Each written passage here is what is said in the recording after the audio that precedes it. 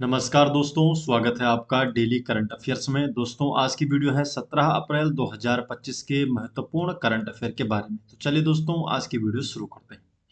आज की वीडियो का क्वेश्चन नंबर 1 है, भारत में वित्तीय समावेशन सूचकांक FII फाइनेंशियल इंक्लूजन इंडेक्स किस संस्था द्वारा प्रतिवर्ष प्रकाशित किया जाता है?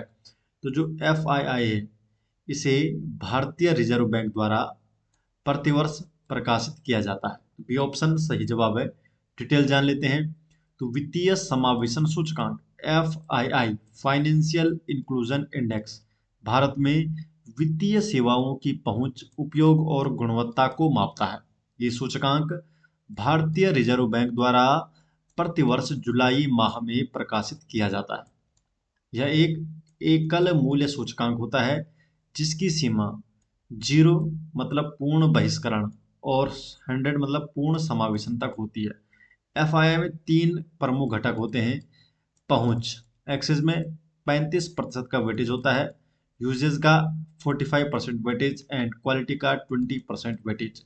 ये बैंकिंग, बीमा, निवेश, पेंशन और डाक सेवाओं जैसे क्षेत्रों को सम्मिलित करता है और इसका उद्देश्य है समावेशी और सतत आर्थिक विकास को बढ़ावा देना। क्वेश्चन नंबर 2, 14 अप्रैल 2025 को असम में मनाए गए रोंगाली बिहू त्योहार को किस अन्य नाम से जाना जाता है? जो रोंगाली बिहू त्योहार है, इसे बोहाग बिहू त्योहार के नाम से भी जाना जाता है। तो सी ऑप्शन इसका सही जवाब है। तो रोंगाली बिहू असम का प्रमुख और अत्यंत लोकप्रिय त्योहार है जो अप्रैल माह में मनाया जाता है। इसे बोहाग बिहू या जात बिहू भी कहा जाता है। ये इन दो नामों से भी जाना जाता है। ये त्योहार असमिया जो नववर्ष होता है, इसकी शुरुआत और खेती के मौसम के आरंभ का ये प्रतीक है। इसे तब मनाया जाता है जब सूर्य मेष राशि में प्रवेश करता है और आमतौर पर यह 14 या 15 अप्रैल को मनाया जाता है। इस समय सूर्य मेष राशि में प्रवेश करता है और इस त्योहार को मनाया जाता है। यह रोंग बोले तो आनंद का त्योहार है और इसमें पारंपरिक पोशाकों, बिहू नृत्य और लोकगीत और पारंपरिक व्यंजन शामिल किए जाते हैं। इसका आयोजन होता है 7 दिनों तक। ये असम की संस्कृति, कृषि परंपरा और सामाजिक सौहार्द का प्रतीक है। असम के 3 बिहू त्योहार, एक है रोंगाली बिहू, ये अप्रैल खेती की शुरुआत में मनाया जाता है। दूसरा है भोगाली बिहू, जनवरी फसल कटाई का उत्सव होता है। और तीसरा है कोंगाली बिहू, इसे अक्टूबर फसलों की वृद्धि के समय का इस शांत पर्व है, इस समय से मनाया जाता है। तो ये 3 बिहू त्योहार है असम के। क्वेश्चन नंबर 3, हाल ही में किस भारतीय स्टार्टअप ने QPAI इंडस नामक देश का पहला full stack quantum computing system launch किया है? तो इसे QPAI के द्वारा इसे लॉन्च किया गया है। तो सी ऑप्शन सही जवाब है। डिटेल जान लेते हैं। तो बेंगलुरु स्थित स्टार्टअप है, बेंगलुरु बेस्ड स्टार्टअप है QPAI। इसने 14 अप्रैल विश्व क्वांटम दिवस के अवसर पर QPAI Indus quantum computer launch किया है। तो 14 अप्रैल को मनाया जाता है विश्व क्वांटम दिवस और इसी दिन इसने QPAI Indus quantum computer launch किया।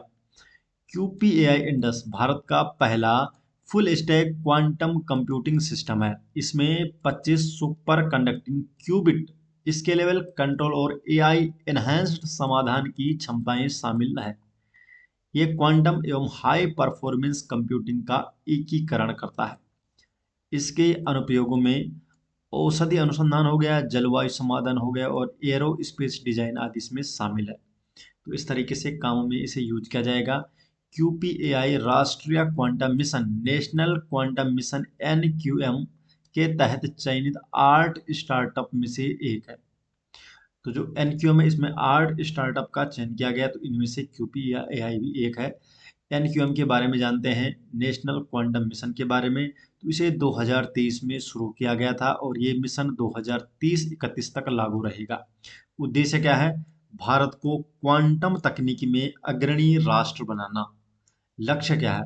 तो 500 से 1000 क्यूबिट वाले मध्यम स्तर के क्वांटम कंप्यूटर बनाना, 2000 किलोमीटर से अधिक दूरी तक क्वांटम की डिस्ट्रीब्यूशन क्यूकेडी के जरिए सुरक्षित संचार तक पहुंच बनाना। सैटेलाइट आधारित क्वांटम संचार, क्वांटम मेमोरी और मल्टी नोड नेटवर्क का विकास करना, ये एनक्यूएम नेशनल क्वांटम मिशन का ये उद्देश्य है, लक्ष्य है। क्वेश्चन नंबर 4, 13 अप्रैल 2025 को प्रधानमंत्री नरेंद्र मोदी ने किस ऐतिहासिक घटना की 105वीं वर्षगांठ पर श्रद्धांजलि अर्पित की और सर शंकरन नायर को स्मरण किया? तो ये कौन सी ऐतिहासिक घटना है दोस्तों? जलियांवाला बाग हत्याकांड, बी ऑप्शन सही जवाब। डिटेल जान लेते हैं। तो 13 अप्रैल 2025 को प्रधानमंत्री नरेंद्र मोदी ने जलियांवाला बाग हत्याकांड की 105वीं वर्षगांठ पर पीड़ितों को श्रद्धांजलि अर्पित की और इस अवसर पर सर चेतुर शंकरन नायर को भी याद किया गया, जिन्होंने 1919 में इस हत्याकांड के विरोध में वायसराय की कार्यकारी परिषद से इस्तीफा दे दिया था। सर नायर ने जनरल डायर की कार्रवाई के लिए पंजाब के lieutenant governor Michael O'Dwyer को जिम्मेदार ठहराया था। ओ डायर ने नायर पर मानहानि का मुकदमा दर्ज किया था, जो बाद में द केस दैट शोक द एम्पायर के नाम से प्रसिद्ध हुआ। सर नायर एक न्यायवादी, सुधारक और स्वतंत्रता संग्राम सेनानी थे, जिन्होंने भारतीय राष्ट्रीय कांग्रेस, मॉन्टेग्यू चेम्सफोर्ड सुधार और सामाजिक समाधान के पक्ष में महत्वपूर्ण योगदान दिया था।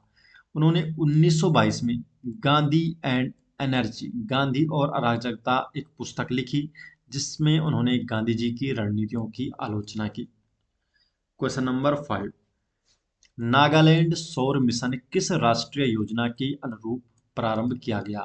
जो नागालैंड सौर मिशन है, तो इसे प्रधानमंत्री सूर्य घर योजना, इसके अनुरूप इसे प्रारंभ किया गया है, सी ऑप्शन सही जवाब है। तो नागालैंड सौर मिशन का उद्घाटन मुख्यमंत्री, नागालैंड के मुख्यमंत्री है नेफ्यू रियो द्वारा किया गया। मिशन का उद्देश्य है राज्य भर में आवासीय छतों पर सौर ऊर्जा प्रणालियों की स्थापना को बढ़ावा देना। ये मिशन केंद्र की प्रधानमंत्री सूर्य घर मुफ्त बिजली योजना के अनुरूप संचालित किया जा रहा है। राज्य सरकार केंद्र सरकार की सब्सिडी को अतिरिक्त राज्य सब्सिडी से पूरक बनाएगी। सब्सिडी विवरण क्या है? तो 2 किलोवाट तक 96% तक की सब्सिडी दी जाएगी, 3 किलोवाट तक 85% तक सब्सिडी। और वित्तीय वर्ष 2025-26 में इस मिशन के लिए 10 करोड़ का वित्तीय आवंटन किया गया है। लाभ क्या होंगे इसे? तो स्वच्छ ऊर्जा को बढ़ावा मिलेगा, बिजली लागत में कमी आएगी, पर्यावरण संरक्षण में बढ़ावा मिलेगा और हरित और टिकाऊ भविष्य की दिशा में कदम है। क्वेश्चन नंबर 6 है, भारत की पहली वेव्स WBS एनीमे और मंगा प्रतियोगिता का आयोजन किस शहर में हुआ? तो इसका आयोजन हुआ है बेंगलुरु में। तो भारत की पहली वेव्स एनीमे और मंगा प्रतियोगिता का आयोजन VVN डिग्री कॉलेज बेंगलुरु में आयोजित किया गया। इस आयोजन की पहल media and entertainment association of India MEAI, media and entertainment association of India द्वारा की गई। प्रतियोगिता की अवधारणा क्या है? तो वेव्स का मतलब है we are vividly expressing stories, इस पर ये आधारित है इसकी अवधारणा। प्रतियोगिता का उद्देश्य है भारतीय इंटेलेक्चुअल प्रॉपर्टी की पहचान और प्रसार करना। 5 प्रमुख श्रेणियां हैं इसमें। जापान शैली का एनिमेशन है, मंगा कॉमिक्स है, डिजिटल वर्टिकल स्टोरी टेलिंग, वेबटोन्स और मूल पत्रों का कॉस्ट्यूम प्रदर्शन और आवाज अभिनय। इन 5 श्रेणियों में इसमें प्रतियोगिता आयोजित की जाएंगी।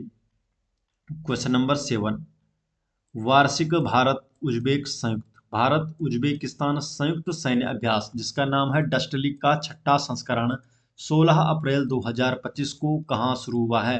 तो भारत उज्बेकिस्तान संयुक्त सैन्य अभ्यास, जिसका नाम है डस्टलिक, तो इसका 6ठा संस्करण कहाँ आयोजित किया गया है? तो सही जवाब इसका पुणे में, बी ऑप्शन पुणे। तो भारत उज्बेकिस्तान संयुक्त सैन्य अभ्यास डस्टलिक का 6ठा संस्करण 16 अप्रैल 2025 को पुणे औंध में स्थित भारतीय सेना के विदेशी प्रशिक्षण नोड में शुरू हुआ।